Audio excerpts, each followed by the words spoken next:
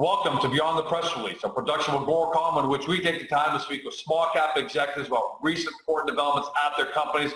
With us today, I'm happy to have again Bernard Touillon. He's Chairman and CEO of HPQ Silicon Resources. The company trades on the venture exchange on the stock symbol HPQ. The company's plan to become a vertically integrated producer of high-value silicon metal and solar-grade silicon metal. More than just lip service, the company is now completing its final round of purity testing and has already commenced design of its pilot scale plant. Design is scheduled to begin production in early 2018. Here to talk about the recent press releases, Bernard, welcome to the show. Thank you, George. May 16th, you put out a press release, and I'm going to read the headline here.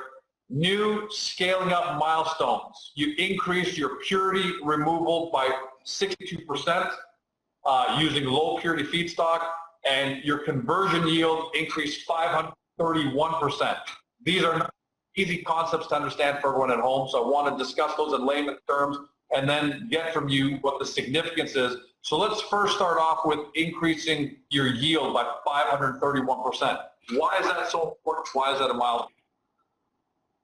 Well, it is a milestone because our goal and all of our focus is toward having a pilot plant that's going to be operational next year, and the goal of the pilot plant is to produce solar grade silicon metal. So one of the primary aspects that we have to reach, and was the primary importance of the previous testing program and this ongoing testing program, is increasing yield. People remember last year in September when we announced that we reached 99.97 purity material. It was nothing else than a small dot on a graphite base. Right. We're now up to a point where we can reproduce at will, making silicon nugget. Now, what's really key and what's really fascinating about this result is that, and it goes a long way to the advantage of working with pyrogenesis, all right? Our advantage with pyrogenesis, there's a deep pool of engineering.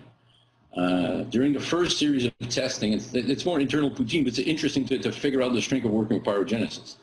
During the first series of tests last year, it was run by one engineer that was really focused on purity. So he was gung-ho on purity coming in, purity coming out. He had to take a personal time out, and a new engineer took over the project. That engineer was giving a very specific mandate, which was work on yield. This is where the expression trying to make a golf ball size nugget occurred. Right. And he literally modified the machine completely to make it operate.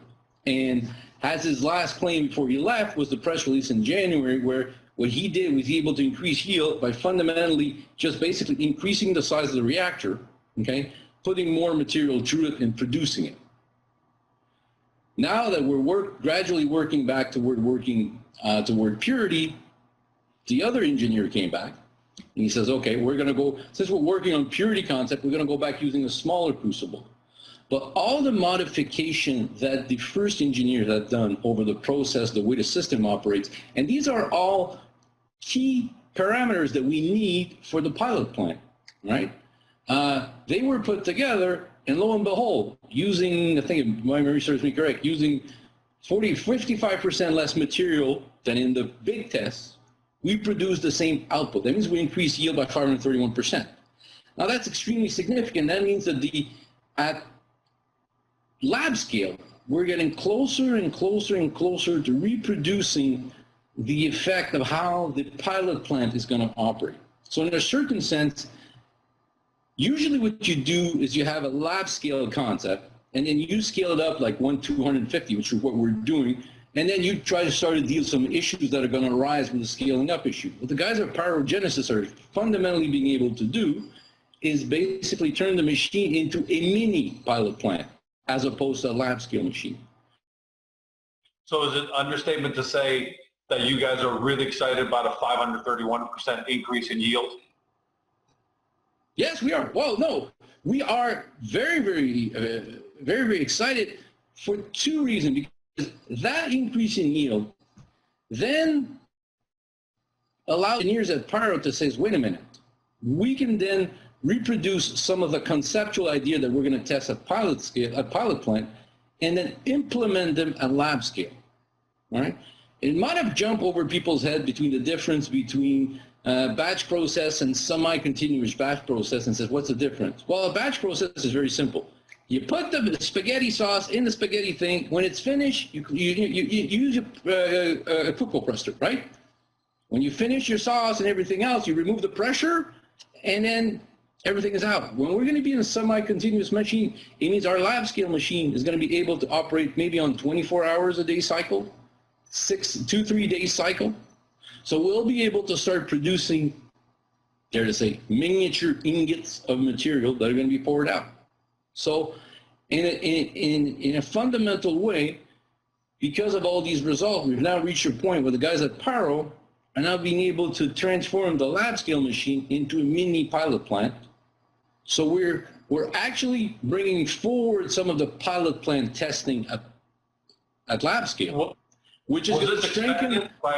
Was this expected by either you or Pyro, or was this a great surprise that you're able to bring some of the pilot plant testing this far forward into the lab scale right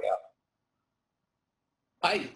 It wasn't part of the grand plan at the beginning. What happened is all the modification that the second engineer started to bring forward. We now affectionately call the machine, the Frankenstein machine, because it doesn't resemble anything at the beginning. But it's becoming into a beautiful baby now, because the concept and what we've announced was that we're making it basically a 1/250th representation of the pilot plant equipment.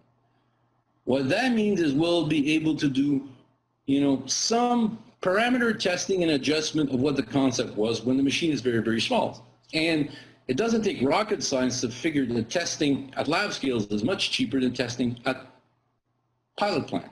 And the more testing we can use at lab scale, the more efficient our testing is going to be at pilot scale. And people have to remember, our goal for the last year, because it was we announced this in September. Our goal that we announced is by 2018 to have a pilot, to validate that we can have a pilot plant that's operational and is going to produce solar grade silicon metal. So everything that we do is toward that goal, all right? Now, it may not make sense to people that only take a look at a few pictures, but for us, we have a very clear picture where we're going. And that's where we're going. At the end of the day. Yeah, that's the thing. So for us, if we do more testing with low purity material, but we improve yield, we're happy. It's all part of the same conceptual idea, right? And I can't stress this more enough. Purity without scalability is worth nothing, okay? So when people are obsessed about purity, for me, I'm more obsessed about scalability, repeatability, and keeping our costs down, all right? We had some discussion at Pyrogenesis, and yes, theoretically, there wouldn't be really an issue for us to push the low-grade material up to the high purity. But at one point, then we don't reach our operational goal that we've set up for ourselves, which is a very high hurdle. Not guarantee we're going to succeed, but that's the hurdle we have, is to be able to produce the high purity material for the same cost that our competitors do the metallurgy grade silicon metal. Okay? So right now, all our working parameters are as follows. The material costs are about 45% of the material. The other cost is 35% is energy. Okay?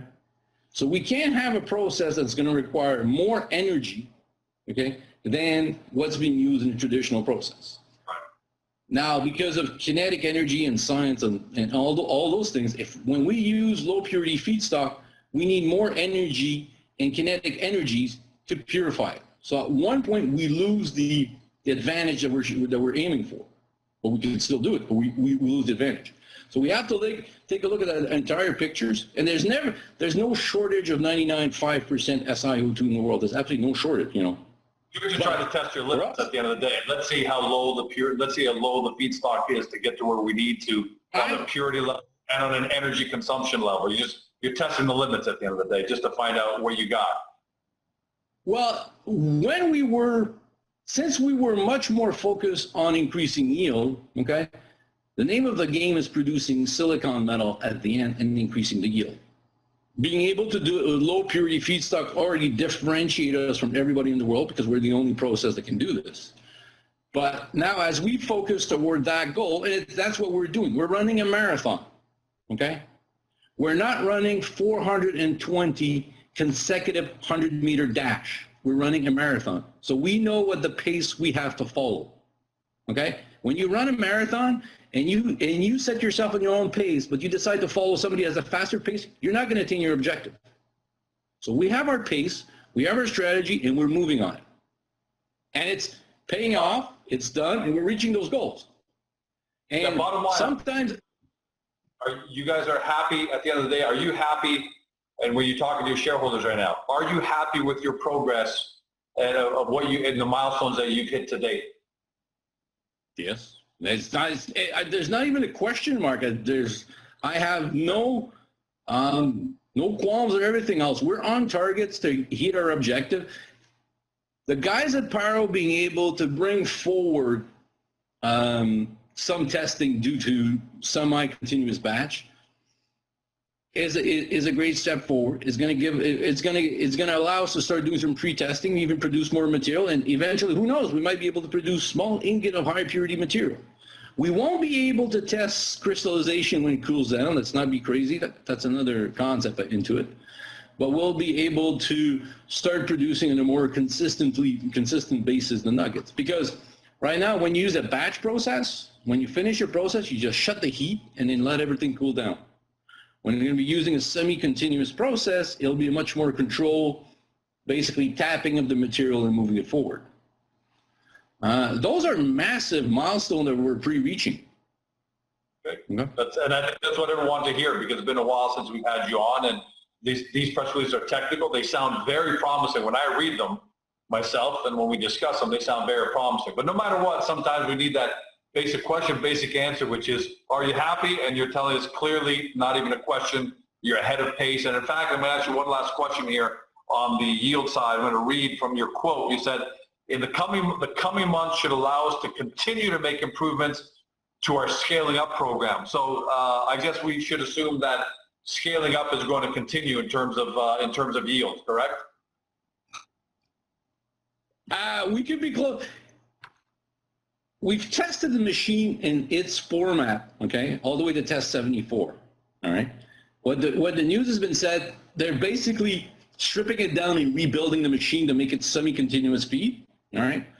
And then we're going to do the first few tests to see where it is, and then I'll tell you, we're hopefully going to be able to continue to increase the yield, or we're going to figure out ways to get there. It's not a big issue. So I don't want people to think, oh, we've modified the machine to first start. Whenever we do these type of big modification, for the first series of tests, we're sort of restarting a bit the wheel.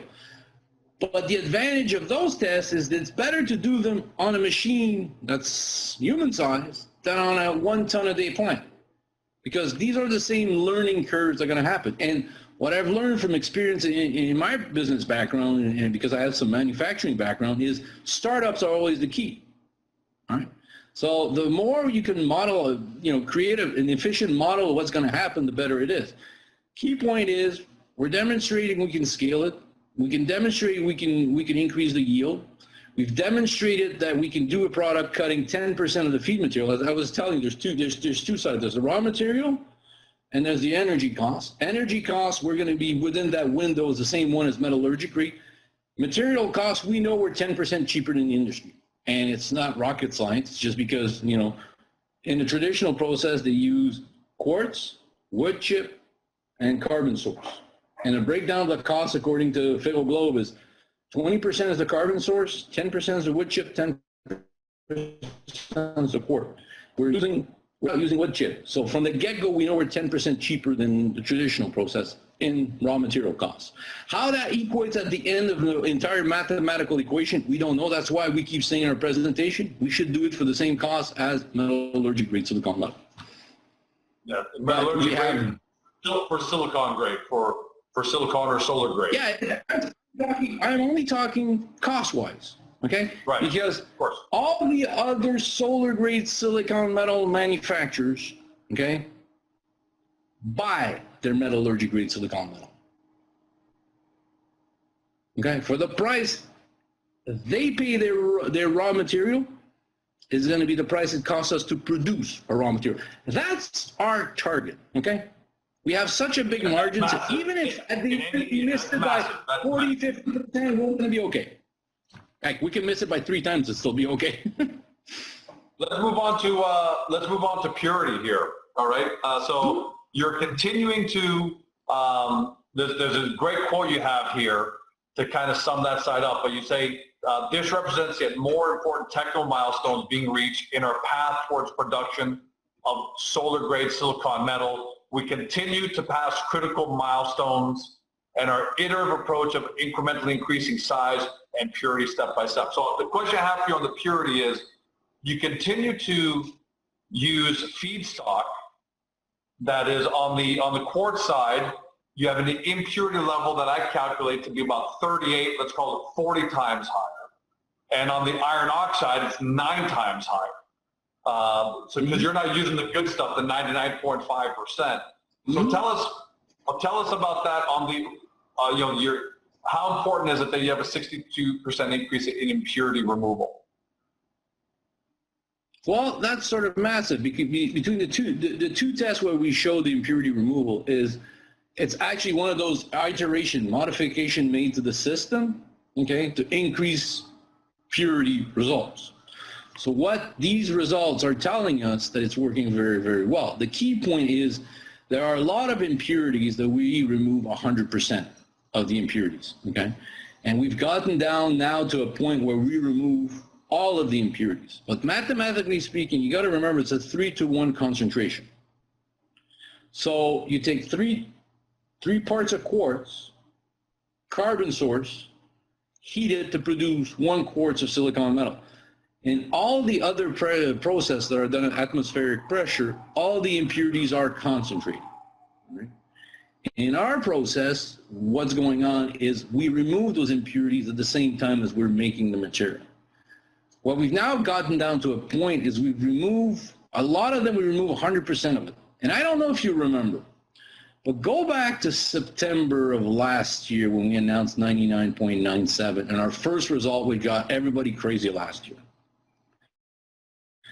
And if my memory serves me correct, the only reason why we didn't make 4N at the beginning using the high purity material was simply that we had what's called a sulfur contamination.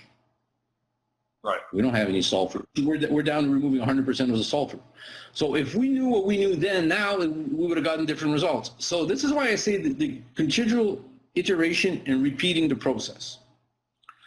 And as we get closer to producing something that gets closer to silicon metal, we're discovering what we're doing nobody in the world does. So the testing is fundamentally designed, purity testing is fundamentally designed for big batch process of 98.5 to 99.5 material, okay, and very small process tests for the ultra high purity as the electronic grade because that's a smaller market. Where we are in the stage is something in between, but I've spoken to people in the solar business and they've told us there's other additional tests that we can do that can give us a quicker lead time, quickest turnaround to get the information, and that's what we're studying and moving forward on it. So everything is advancing. If you look, this is a marathon. We're on pace. We're on track. We're on budget. Basically, hate to say this to people, there's nothing negative.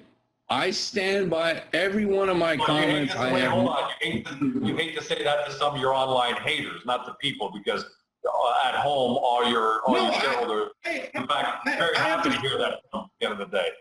No, I have to remind everybody that we're on track with our goal. And when we announced this deal in September, all right?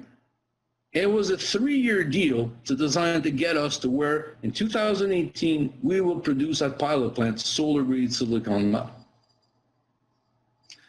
So that's what we set out, and that's where we're on target. We're on time. And that's what I'm trying to say. Because it's sort of a massive puzzle that's being assembled. So sometimes we work on this side of the puzzle, sometimes we work on this side of the puzzle, but the assembly plant is all coming in together. And it's pyrogenesis that's running that technical part of it. but I am very involved on the day-to-day and the way the process works. And since we do give the guys at Pyrogenesis a bit of a free hands on, in the sense that let their engineering creativity go, what happens is from time to time, I have to sit them down in an office and says, okay, what have we accomplished at goal? And then they give me like 6, 7 goals we've accomplished. Okay, write me a report so I can issue a press release. That's just the way it works. I'm not going to be, whenever I ask them to do a report, okay, they have to stop working in the testing. So whenever I have to issue a report to issue a press release, that requires me to tell the guys at Pyro, okay, stop working whatever you're doing, write me a report. So I have to, to balance out the yin and the yang, and okay, what's the most important thing? Let me hop to the pilot plant. Last question. The pilot plant. How's that going as far as being on time, on schedule, and on budget? Is that looking good for starting to produce product in early 2018, first quarter, second quarter, somewhere in there? At this moment, I have no reason to believe we're not going to be on target. It's a fixed cost program, so it's a fixed range contract. As we said in our press release, our next big payments are really only in October. So I think everything is moving forward. Remember, we're two publicly traded company. All right. If there was an issue with this, I couldn't stay on it and not talk about it, and neither can Pyro. So, all right. So bottom line, Bernard, everything is going as planned, better than as planned. You're happy, and all systems are go. Yes. That's a simple answer to say, but it's yes. That's all it has to be.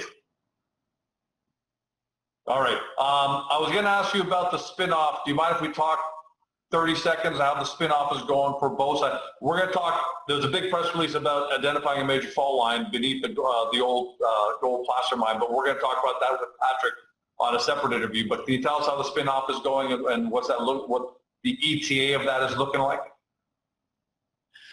You know what? I'm not going to get involved too much in ETAs because Patrick is going to talk more about this, but fundamentally, if you look at things, a year ago, we announced that we got this big free government contract where they did a lot of work. When, the counter side of free government money means you get no say in what's the timeline of when these things occur. So when we found the fault, we had an obligation to announce it. So when we do, it sort of changes the entire material. It's not very, very long, but the AMF had asked us to do 2 small modifications to the 43101, but now that we got this new report, we got to add it into it. So it's sort of record. That's just what it is. It's just we have new information that we have to include on the process, and that's it.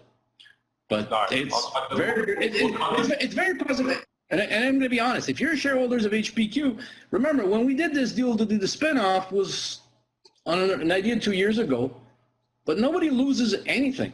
Well, actually, they gain because I think the gold project now, okay, is 100 times better than it was a year and a half ago. It is. I don't know about 100 times, but you're definitely better off. It is because a year and a half ago, it was nothing else than a large placer type of projects. And be realistic, placer type of projects get no traction in the market, which is why we had such a really small market capitalization for the gold project before we got the quartz. Now it is a massive underground target, and Patrick can explain this 1,000 times better than I do because he's really the gold bug of both of us. But it has the potential of being as big as the Abitibi and Yukon type of things. He keeps talking to me about it, so I'll let him explain it because.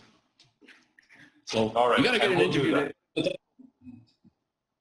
We'll do that with him for sure. But Bernard, welcome back, and thanks again for joining us because you've always been pretty generous with your time. And today it's a holiday, and yet you're taking the time to talk with us, and really happy about that. And going to get these going again on a pretty consistent basis. And everybody at home should watch out for a nice announcement we're going to have that's going to include Bernard and Patrick in which you're going to have closer contact with them on a regular basis on discussion forums, and we're going to save that for another day, but keep an eye out for it because the time has come where we're having better contact, better information, more reliable information from the source is where the company's going to move to, and that's going to be very important as the company moves along in 2017. So Bernard, thanks for being in the show, and looking forward to having you on the next 30 days at most as we come back again to this.